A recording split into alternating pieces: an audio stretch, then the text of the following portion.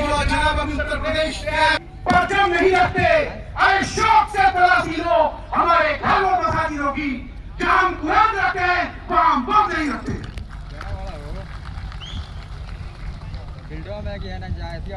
अब हमारे उस्ताद एक हैं मिस्टर कुतुब साहब, जो कि उलमा भी हैं, अच्छे जानकार भी हैं, जिनकी सरपरस्ती में हम लोगों ने भी अली में से वगैरह सीखा है और आज तक यहाँ तक पहुँचे हैं। तो मैं उनको चाहूंगा कि वो 1 से 1.5 मिनट में अपनी बात को खत्म करें।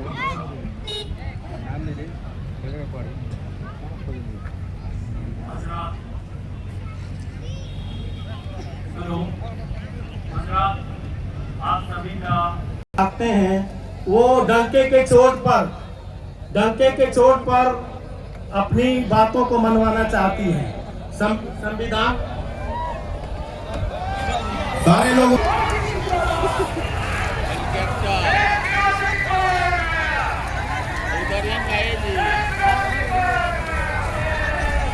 कितने ग्रोज वाला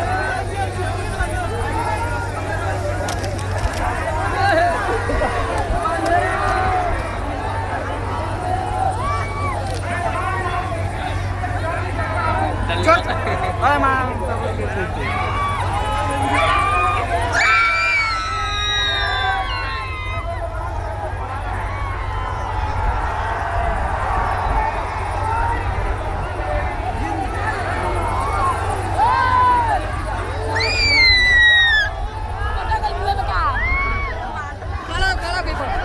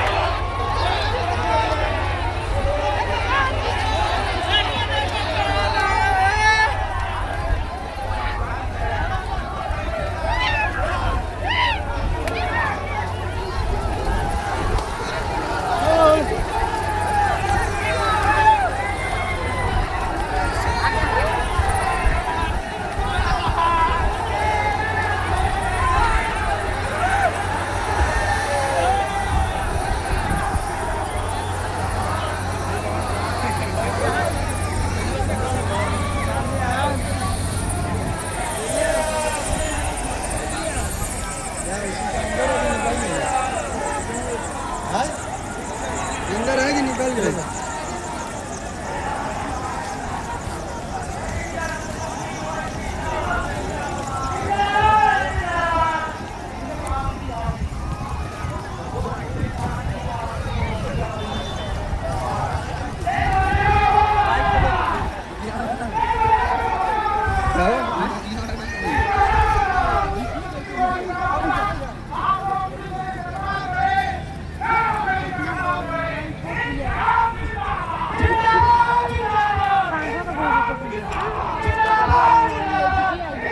जिंदाबाद, शहीद गोपालगंज असलम मुखिया जिंदाबाद, शहीद गोपालगंज असलम मुखिया जिंदाबाद, हमारा छोटा भाई अनस सलाम जिंदाबाद, अनस सलाम जिंदाबाद।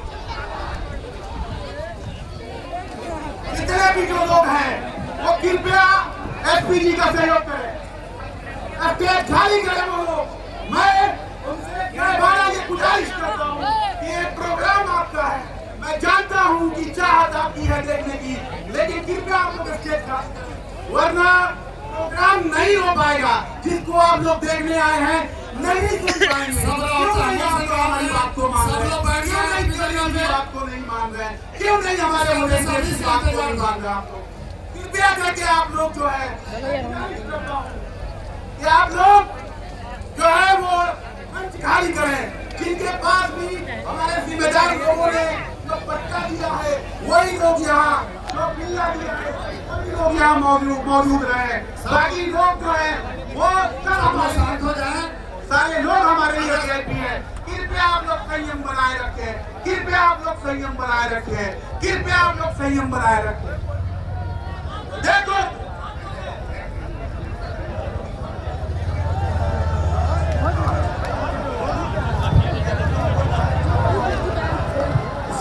जर्रा रोशन है, जर्रा रोशन है। देखो देखो जमीन पे आज मेहताब आया है, मेहताब की शक्ल में आफताब आया है। अरे यारो देखो गोपालगंज की सरजमी पर बैरिस्टर असदुद्दीन साहब जैसा इनकलाब आया है। इनकलाब जिंदाबाद, इनकलाब जिंदाबाद, इनकलाब जिंदाबाद। अब मैं उस लड़के को मैं बुलाना चाहता हूँ मंच पर, जिसने अपने फादर की मौत से वो बंदा टूटा नहीं। वो लगातार ये कहता रहा कि ज़ालिका बिअन्नल्लाह लम यकुन मुगरबान निमतबन महला कौमिन हत्ता यगेरु माबी अनहुदिन वल्लाह समीउन अलीम। यानी कि ये कुरान की आयत थी।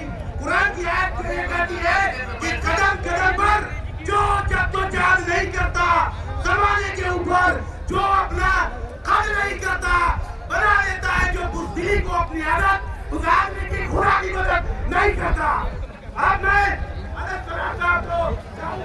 सलाम साहब हमारे बीच मरहूम जो है, सारे लोग बैठ जाए कि मरहूम असलम मुखिया साहब के साहबजादे शेर, इनकलाबी नौजवान यूथ, आपका बेटा, आपका भाई आपके सामने। अनस सलाम साहब से मैं गुजारिश करूंगा, सलाम साहब कृपया मंच पर।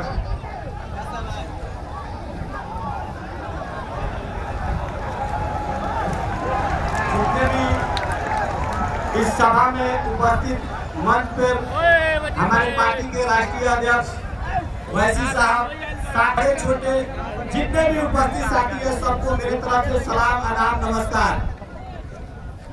मैं गोपालगंज 101 प्रत्याशी अनस सलाम, मैं आप लोगों से निवेदन करने आए हैं, आप लोगों से अनुरोध करने आए हैं कि गोपालगंज में आप लोगों ने लगातार विभिन्न पार्टियों को, अनेकों लोगों को आप लोगों ने मौका दिया, लेकिन जो गोपालगंज की बदहाली है, जो गोपालगंज की लाचारी है, जो गोपालगंज के भ्रष्टाचारी है, गोपालगंज में आज चरम सीमा पे है।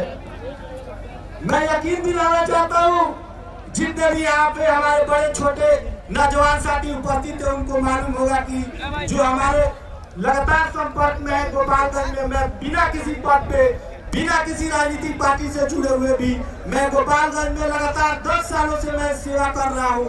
अगर आप लोगों ने मुझे मौका दिया तो निश्चित आप गोपालगंज में कोई भी, जैसे ब्लॉक हो, थाना हो, कोर्ट कचहरी, जितने भी नीड्स आपके हैं, बहुत ऐसे चीज है जो आपको होम पर आकर करना है। लेकिन गोपालगंज में जो प्रशासन की हाल है, जो कोर्ट का है, जो कचहरी का है, जो ब्लॉक का है, ये किसी से छुपा नहीं है। बिना पैसे के कहीं किसी का काम होने वाला नहीं है।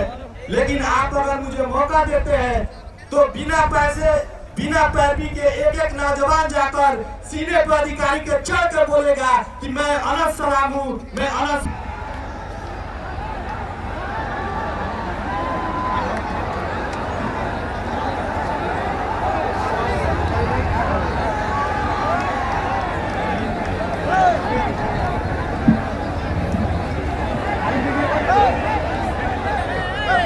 अस्सलाम वालेकुम वरहमतुल्लाहि वबरकातुहू।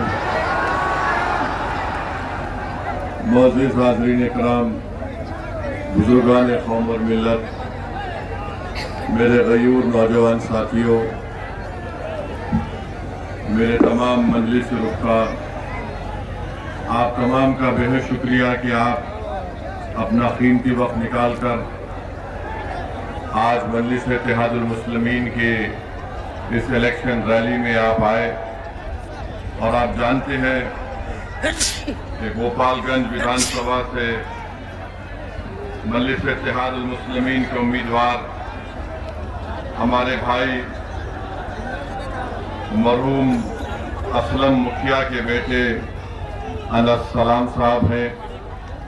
मैं सबसे पहले अल्लाह से दुआ करता हूं कि अल्लाह सुब्हानहू व तआला हमारे मरहूम दोस्त और गोपालगंज विधानसभा में अगर आप विकास चाहते हैं तो यकीनन आपको यहां से एमआईएम पार्टी के उम्मीदवार को कामयाब और कामरान करना है।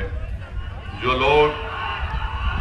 लोग यहां पर आज नहीं पहुंच सके और जो लोग आज यहां पर हैं, मैं आपसे अपील कर रहा हूं कि आप उन तक हमारा पैगाम पहुंचाइए कि असदुद्दीन ओवैसी यहां पर आया था और उसने आकर हम तमाम से ये कहा कि 6 तारीख के दिन आपको गोपालगंज में एक तारीख बनाना है।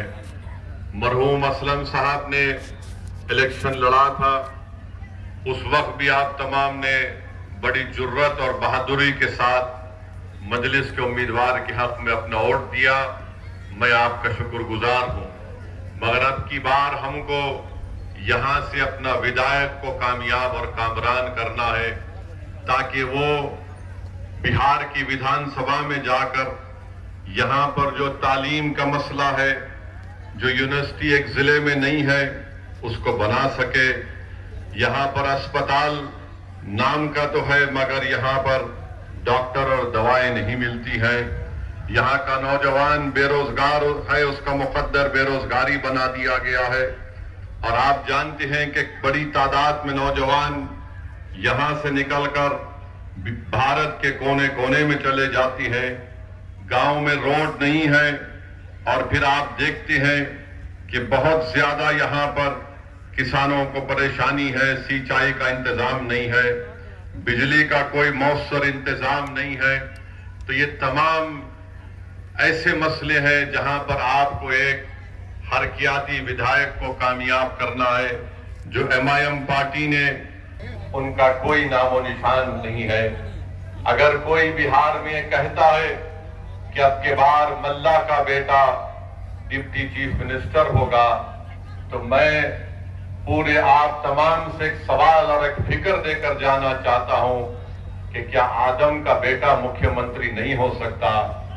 क्या अब्दुल का बेटा मुख्यमंत्री नहीं हो सकता? क्या मोहम्मद का बेटा मुख्यमंत्री नहीं हो सकता? क्या अनस सलाम आपका विधायक नहीं हो सकता?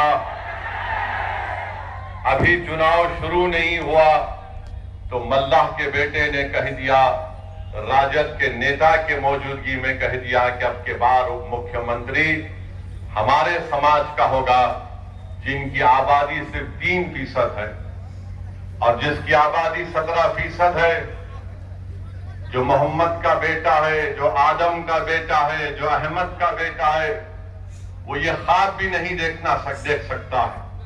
तो ये इंसाफ की लड़ाई है, याद रखिए। 17% है और कितने टिकट दिए जाती हैं? जो 14% है उनको कितने टिकट मिलते हैं आप खुद देख लीजिए। 14% है तो 36% टिकट दिए जाते हैं। अब आप बताइए, जब असदुद्दीन ओवैसी ये बात करता है तो ये लोग हमको झूठा इल्जाम लगाते हैं कि वोट कटवा है। ये वोट काटने के लिए आया है। मेरे अजीज दोस्तों और बुजुर्गों, यकीनन हम वोट लेंगे और वोट देंगे भी इंशाअल्लाह ताला। अब तक हम सिर्फ वोट देते आए थे। ये जालिम लोग नहीं चाहते कि आप वोट हासिल करें। मजलिस आपको ये पैगाम देने आई है कि हम वोट लेंगे भी, वोट हासिल भी करेंगे और इंशाअल्लाह ताला हम यहां से अपने उम्मीदवार को यहां का विधायक बनाकर भिजाएंगे। और दूसरी तरफ आप देख लीजिए, एनडीए है, बीजेपी है। बीजेपी तो अल्पसंख्यक समाज, जो भारत की 14% आबादी, उसमें से किसी को टिकट नहीं देते। जेडीयू है तो कितने दिए? 2 टिकट दिए। और फिर मोदी जी किस जबान से ये जनता के सामने आकर कहते हैं कि भाइयों बहनों, मैं सबका साथ, सबका विकास और सबका विश्वास चाहता हूं। आप बताइए, जब हम इंसाफ की बात करते हैं तो वो सच्चाई पर मुबन्नी है। बाबा साहेब अंबेडकर ने जो संविधान बनाया, बाबा साहेब अंबेडकर ने संविधान में लिखा कि अब तो मैं संविधान बना रहा हूं, तब ये जिम्मेदारी उन कमजोर लोगों की है जिनके पास कोई ताकत नहीं है। अगर उनको ताकत हासिल